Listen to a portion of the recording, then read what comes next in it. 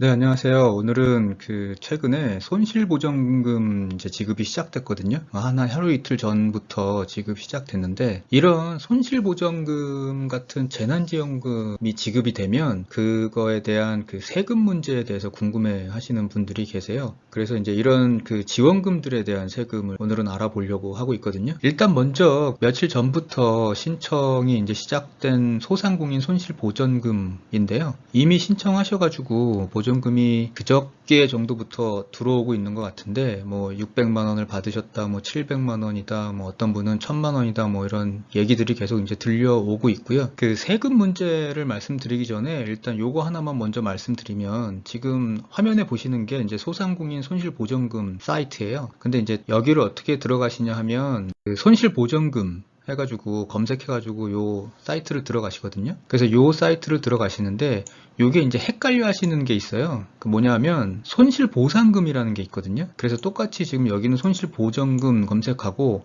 여기는 손실보상금을 검색했는데 각각 손실보전금 사이트가 있고 손실보상금 사이트가 있어요. 그러니까 여기가 뭐 스팸 뭐 이런 건 아니고요. 뭐 정상적인 페이지인데, 요번에 지금 뭐 600만 원 플러스 알파 뭐 이렇게 해서 신청을 하고 계시는 건 여기 지금 소상공인 손실보전금이라는 사이트니까 요로 들어가셔가지고 왜 나는 안 되지 라는 생각을 안 하시도록 헷갈리실까봐 말씀을 먼저 드리고요. 그리고 손실보전금 사이트 들어오면 이렇게 보여요. 이게 얼마나 이거에 대해서 사칭하는 문자가 많은지 여기에도 이렇게 나와 있는데, 요런 화면이 손실보전금 사이트니까 뭐 헷갈려서 다른 사이트로 들어가시거나 아니면 여기 나오는 것처럼 사칭 문자에 속지 않으시기를 바라겠습니다. 자, 다시 돌아와 가지고요.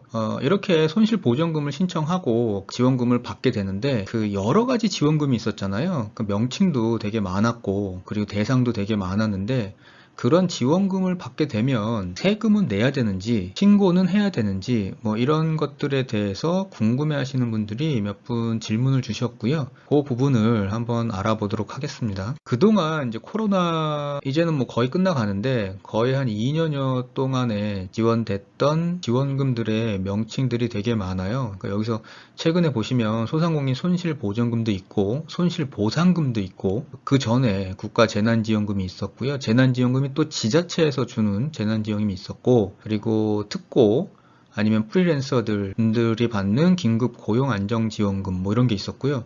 그리고 뭐 같은 성격인데 소상공인 버팀목자금 있었고 버팀목자금 플러스가 있었고요. 그리고 뭐 고용유지지원금 뭐 이런 것들도 있었거든요.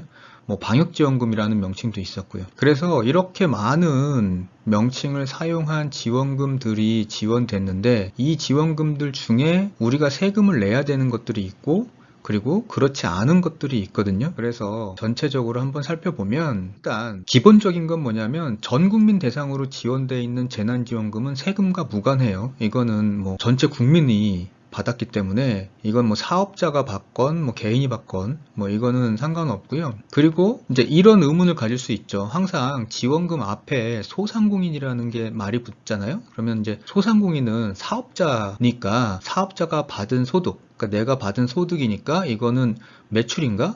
아니면 소득세로 따지면 수익금액에 포함되는 건가?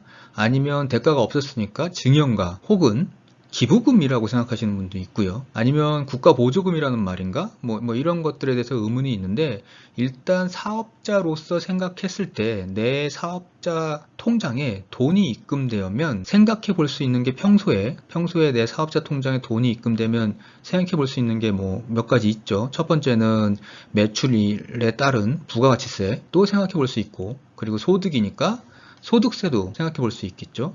근데 마찬가지로 이제 사업자가 법인이면 법인세도 당연히 생각해 볼 수 있고요.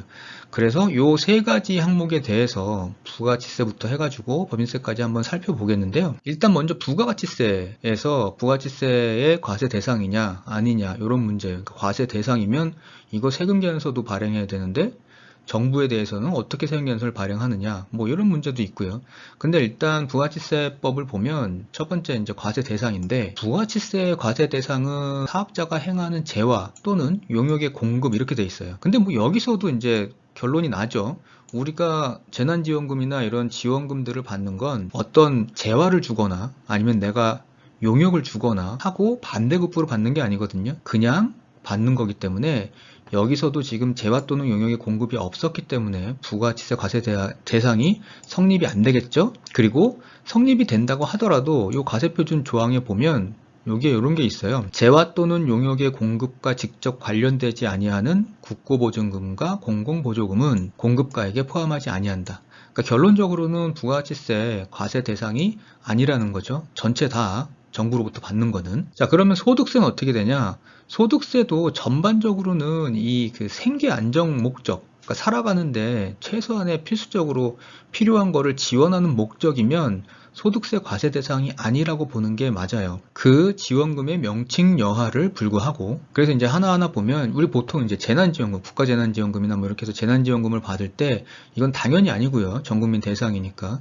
그 다음에 이제 소상공인 세희망 버팀목 자금이나 아니면 소상공인 손실보상금, 그 다음에 이제 소상공인 요번에 손실보전금, 뭐 이런 것들이 있잖아요. 근데 앞에 소상공인이 들어가는데 소상공인이 들어가더라도 이 소상공인은 그냥 구별의 목적의 소상공인이지 이 지원금의 목적 자체는 생계 안정 지원을 보는 게 맞다라는 게 대다수의 의견이고요. 만약에 구체적으로 이 소상공인의 사업에 따라서 그 사업을 구체적으로 지원하려고 그 사업에 맞게 뭔가 지원이 들어간다. 그러면 소득세 과세 대상으로 들어가는 게 맞는데 이렇게 지금 현재처럼 뭐 600만 원 최소, 그리고 뭐 어디에 해당이 되면 뭐 700만 원 뭐 이렇게 정액으로 정해가지고 나가는 경우에는 생계 안정 지원 목적으로 보는 게 맞고요. 따라서 소득세 과세 대상도 아니고요. 그 다음에 이런 것도 있죠. 사업자 등록이 돼 있는 사람들 말고 특수고용 근로자나 프리랜서 등한테 지급이 되는 긴급고용안정지원금, 이 경우에도 생활안정지원 목적이기 때문에 과세 대상 아닌 걸로 보는 게 맞고요. 그리고 요게 있어요. 고용유지지원금 직접 간접이 있는데 이거 뭐냐 하면 고용유지지원금을 근로자한테 주게 되어 있는데 이거를 근로자한테 직접 지급하는 경우가 있고, 그 다음에 사업자한테 먼저 지급했다가 사업자가 나중에 근로자한테 지급하는 게 있거든요. 그래서 직접 지급하는 경우에는 뭐 과세 대상이 아니고요. 사업자한테 지급했다가 근로자한테 지급하는 경우에는 일단 사업자한테는 수익금액에 포함, 그러니까 과세 대상이 맞고요. 그 다음에 나중에 이제 근로자한테 지급하게 될 때 경비 처리를 하게 돼 있어요. 그러니까 여기서 지금 수익금액에 포함했다가 여기서 동금액, 똑같은 금액을 경비 처리하다 보니까 이제 소득이 0이 되죠. 그러니까 이렇게 되면 세금이 없는데 과세 대상은 과세 대상이라는 거. 그 다음에 뭐 재난지원금을 국가뿐만 아니라 지자체에서도 주게 되는데 이 지자체에서 주는 재난지원금도 역시 생계안정지원 목적일 경우에는 과세 대상이 아니라는 거죠. 그래서 소득세로만 보면 대부분이 과세 대상이 아닌 게 돼요. 그래서 종합소득세나 뭐 이런 데 신고할 필요도 없고요. 포함시키지도 않고요. 근데 이게 똑같은 소상공인이어도 법인 사업자 같은 경우에는 약간 좀 다르거든요. 요거는 이제 아직 논란의 여지가 있긴 한데 결론부터 말씀드리면 과세 대상이 맞다고 보는 게 대다수 의견이고요. 실무적으로도 그렇게 했고요. 왜냐하면 이게 법인세는 소득세하고 다르게 전체적으로 포괄주의를 취하고 있거든요. 그러니까 포괄주의가 뭐냐면 쉽게 얘기하면 여기서 뭐 순자산 증가설 이렇게 나와 있는데 명칭 여하에 불구하고 여하튼 간에 법인의 순자산, 그러니까 자산을 증가시키는 거면 뭐든지 다 과세한다. 이게 포괄주의고요. 대신에 소득세는 열거주의로 돼 있어요. 그래서 소득세에서 열거해서 정하고 있지 않은 거에 대해서는 과세를 할 수 없게 돼 있거든요. 이러다 보니 법인세 같은 경우에는 별도로 특별히 뭐 이 소득에 대해서는 과세에서 제외된다는 규정을 두지 않는 한은 입금, 그러니까 법인세에서는 그러니까 수입을 입금이라고 하는데 요 입금 대상으로 보아야 한다. 곧 과세 대상으로 보는 게 맞다라는 의견인 거고요. 국세청에서도 뭐 그렇게 의견을 표시하고 있고요. 이게 같은 성격으로 법인세법상에서는 손해배상금도 입금에 해당이 되거든요.